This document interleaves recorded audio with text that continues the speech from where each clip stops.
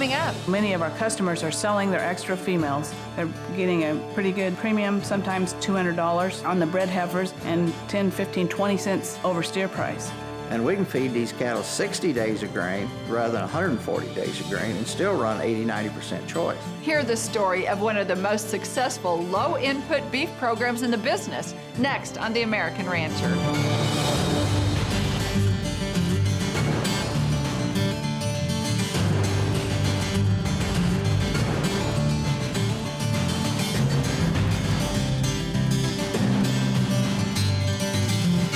Hello and welcome to The American Rancher. I'm Pam Minnick.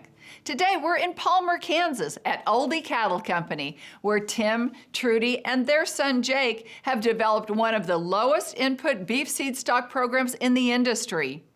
Ohlde cattle can finish on grain or grass, which is attractive to grass finishing programs and translates into commercial cows that require less feed to maintain body condition scores. The Ohldes have a lifelong passion for raising cattle, and now their cattle are in demand by ranchers across the country. My mom always said I went to sleep at night when I was 8 years old with a cow book in my hand, and she'd go to bed and take the book out of my hand and set it out from underneath the covers. I even did it with a flashlight because I wasn't supposed to be doing it. So I had that passion, and I've still got that passion. You know, I could retire. I'm 70, but I enjoy almost every day what I do. I met my wife in the mid-'80s. She was a student at Cal Poly University, and I saw her working her butt off. So I kept my eyes on anybody that could work and had a passion, and so I talked her into coming out and doing an internship, and she did. I got involved because my love for animals from the day I was born. I think I said horse before I said anything else. Kind of went on through college with an animal science degree and an ag education degree as an undergrad. And then I went on to K-State and got a master's degree in growth and development and reproduction, but actually ended up joining Tim with the operation, and I guess you'd say the rest is history. We finally decided to get married, should have earlier than what I did, but so she's very integral. She knows the cattle.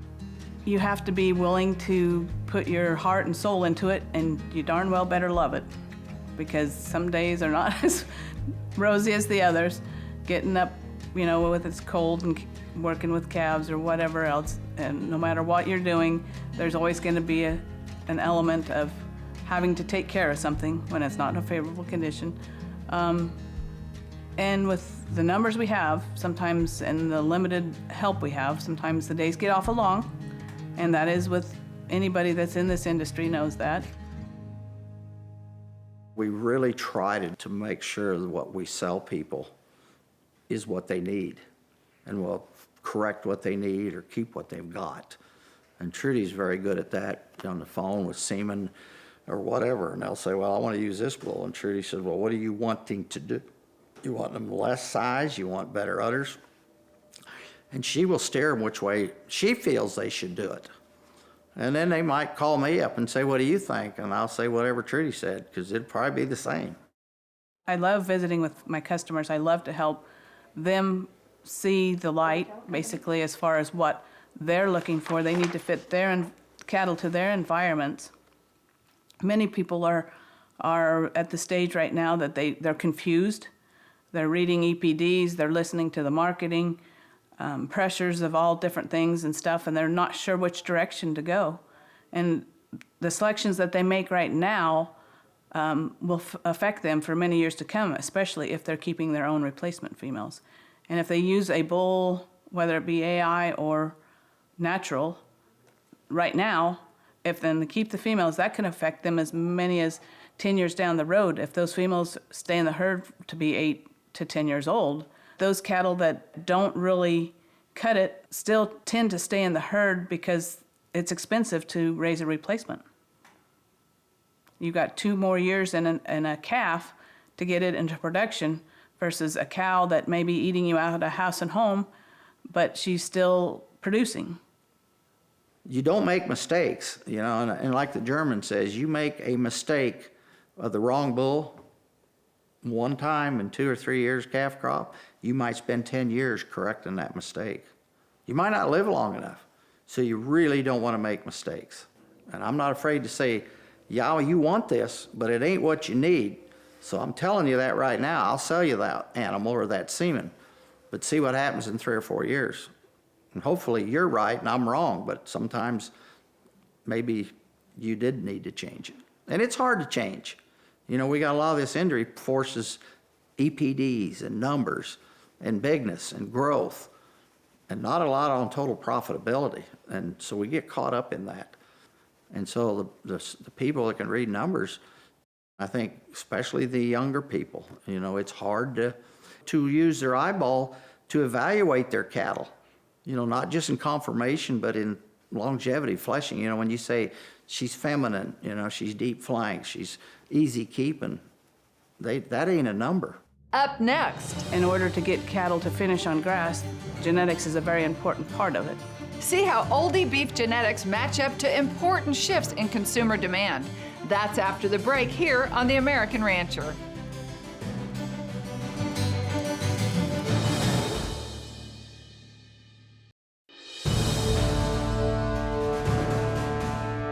Welcome back to The American Rancher. Recent shifts in beef consumer demands are here to stay. And with 40 years of successful low-input beef genetic development, Ohlde Cattle Company is in the right place at the right time. So we kind of got 4 lines.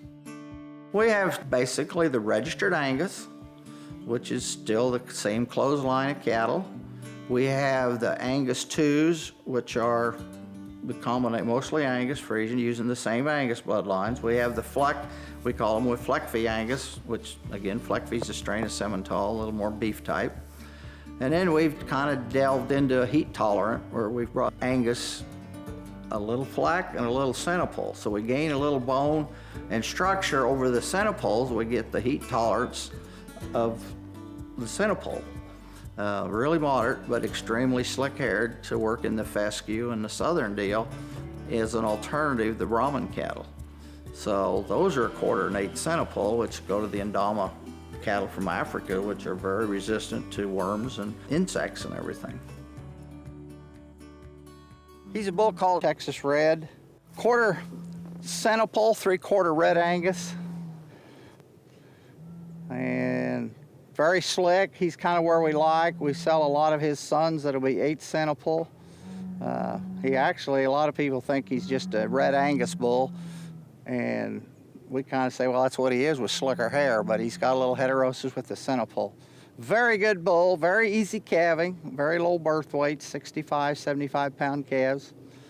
This bull just came off of breeding 60 cows 2 weeks ago in the fall, and he ran with 40 cows last spring. So he ran 100 cows in about 7 months. And he still held his condition extremely well. Very easy keeping bull. I wanted to make my composite better than Angus. Not bigger than Angus, not growthier than Angus, better. And so the Friesian probably first. I wanted them tighter udders. There you can see the balance of the udder. Perfectly level, very small teats, just like a 2-year-old. Better feet and legs, more longevity, more soundness, more fertility, and that 8th to 16th does it. Then we decided to flex because they're probably as functional as the Friesians, so they're the most popular breed in the world in most countries in Europe. And there's a reason. If a breed's good, they populate. They spread all over the world, and that's where Fleckviehs are found in like 60 countries. So we've done the same with them. Same Angus with a little Fleckvieh. Those cattle might have a little more bone, maybe a little more growth, not a lot, kept the birth weight still down. But this way we can utilize heterosis, which everybody knows heterosis does some things, a little more weaning, mainly an extra couple years of calves out of cows, maybe 1 or 2 more calves, a little more fertility. That way we have guys that have used a straight Angus, and now they use the Angus 2 for 6, 8 years. Now they come to you, put the flex on them, and when they get done with that, they go back and put a straight Angus bull on them again. I wanted to make these cattle work on forage. I really believe, and a lot of it was preached into me on my travels to Europe and Argentina, you know, where their forage developed, and they had to have a lot of gut, a lot of capacity, rumen capacity. I will give up some pounds to do this, but the reality is cost of production. In order to make a profit, you've got to keep your cow cost down, or your input cost. The highest input cost is feed. So the Ohlde Cattle Company genetics are producing females that will go back into nearly any environment and produce well. Longevity is very important, and we try to breed that into them as well. So you got right there together a purebred Angus, 8th fleck, and about a 8/16 Friesian. They just get better every year, more uniform. To me, better is uniformity, not bigger. We like, more than anything, is extreme uniformity. I don't want one bigger or a lot smaller. We just, same in our bulls, we like to have them all exact, kind of the same dimension. I want a tremendous amount of middle in them. Some of the smarter people I ever met in Argentina, they always said, I get behind them, I want to see a foot of belly stick out on both sides. And of course, they're 7, 8 months pregnant now, but you can see about a foot of belly sticking out on both sides. But you can see how tremendous body condition they are, and they're just eating this cover crop. So not a bunch of expensive silage or grain or cake or cubes or distillers. I mean, they look like they've been on silage or grain, and they're not. The feed yards want to feed more days. They make money selling grain and yardage. So if they can feed cattle 180 versus 120, they're in favor of it. So that's what they do. And if the cost of gain is 70 cents and the cattle are $1.10, you think, oh, you're making more money. So you tend to do is you select for cattle that are able to go to 1,700 pounds. The problem is, in respect to relationships of ribeye area per hundredweight of carcass, you start getting into 16, 17-inch ribeyes. And now the major meat people are saying, whoa, we got a little too big a ribeye maybe. We want a thicker steak than a little narrow steak. So if we can get a nice round steak this big, that's better than a big flat steak 2 inches, 3 inches bigger.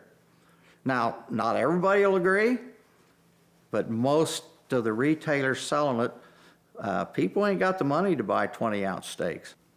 So we got good ribeye, we got good muscle, and our cattle show it. And we can feed these cattle 60 days of grain rather than 140 days of grain and still run 80, 90% choice.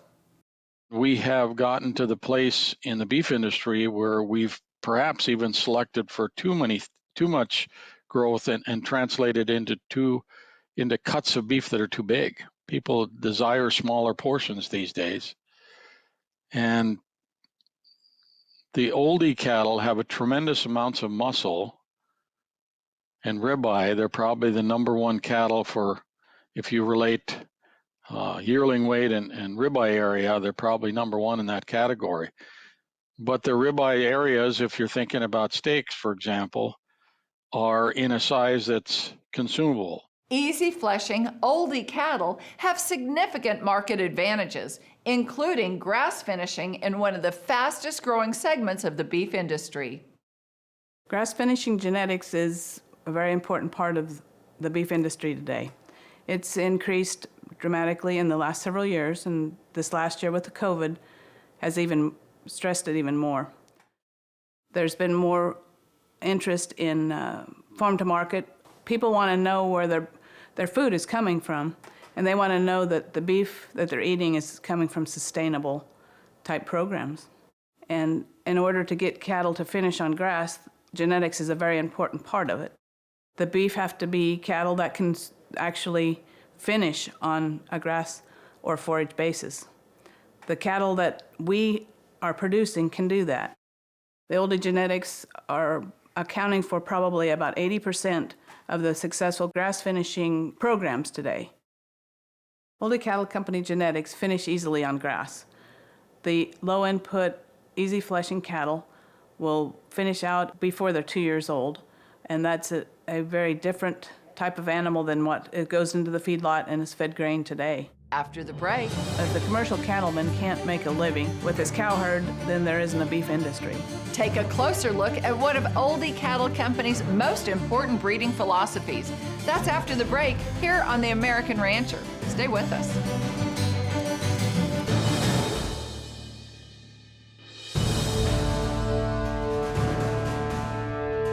Welcome back to The American Rancher. After decades of developing their low-input beef genetics program, the Ohldes now enjoy the fruits of hard work and dedication. Ohlde Cattle Company produces seed stock built on generations of carefully selected genetic traits, making every Ohlde bull and female a balanced trait, low input success story. It's kind of a unique operation when a lot of the industry went that way, Ohlde went that way. And he knows how to develop bulls. A lot of bulls have a tendency to fall apart when you get them to the ranch, and that's not a problem with an Ohlde bull. This is the group of Angus 2 bulls that'll be in our auction. These are sired by different sires, Zodiac, variation a little bit in size. There's some that are extremely good for the grass fattening, some with a little more.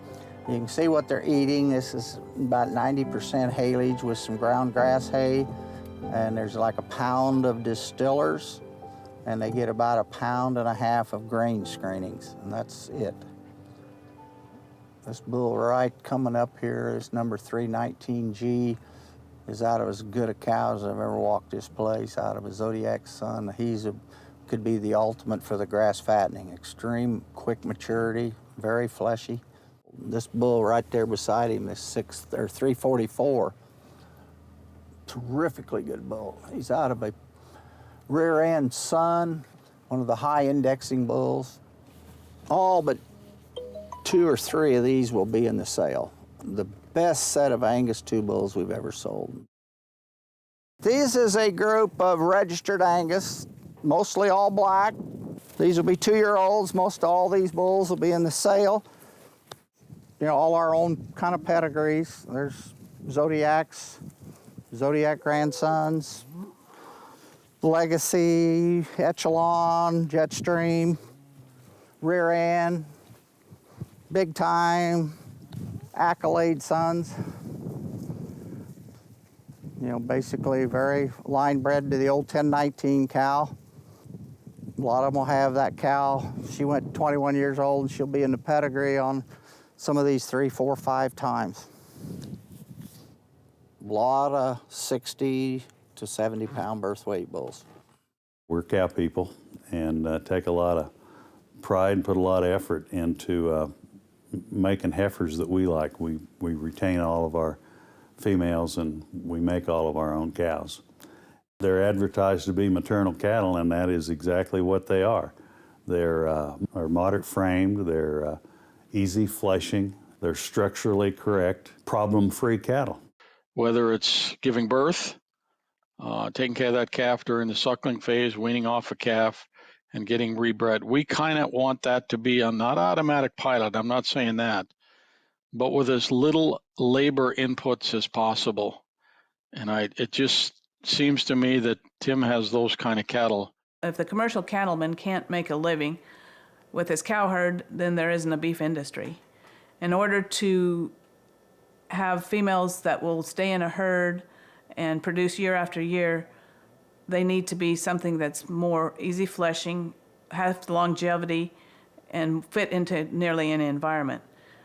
The selection pressure today of the carcass cattle has taken some of that out of the commercial cattleman's hands, and so many people are not retaining their females, but yet buying them, and they're looking for cattle that are easy fleshing. So many of our customers are selling their extra females either in the form of heifer calves or as bred heifers.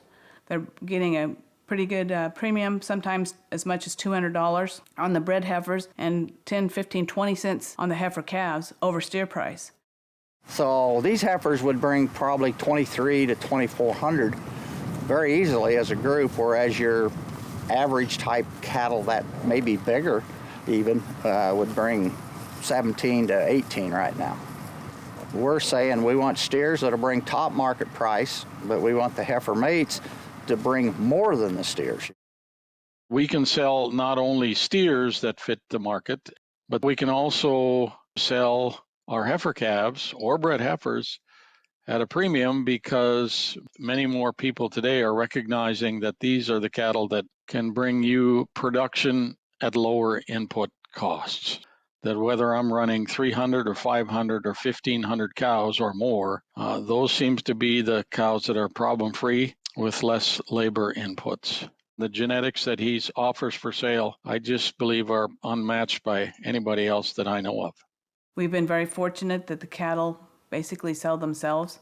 And for those people that have went kind of the one direction of the carcass and such, are trying to get some fleshing ability and maternal back into their cattle. And they're going back and using those bulls. But we've used a lot of line breeding, so back and forth with not only those bulls, but other bulls in the 1019 cow and the 6807 lines and so on and so forth. These cattle work for the commercial cattlemen, and so they keep coming back time after time. But oftentimes, many people are scared to use genetics they're not as familiar with because they're afraid what their neighbor might say. Usually neighbors will make fun of another neighbor until it works for somebody. The neighbors look over the fence and see that, gosh, he's not feeding much hay. And I'm driving by every day and I don't see him with a feed truck, and I'm driving by with a feed truck and feeding mine. Well, how is he doing that? Well, he gets with the neighbor and asks him, and he says, well, that's Ohlde Cattle Company genetics. Join Tim, Trudy, and Jake at Ohlde Ranch in Palmer, Kansas on April 18th for their annual Basic Black Bull and Female Sale. Visit SuperiorLivestock.com for more information, and the sale will also be live on Superior Click-to-Bid. That's all the time we have today. We hope you enjoyed this show. To find out more about us, visit our website, theamericanrancher.com, or connect with us on Facebook. I'm Pam Minnick. For our entire American Rancher team, thanks for joining us. We'll see you next time.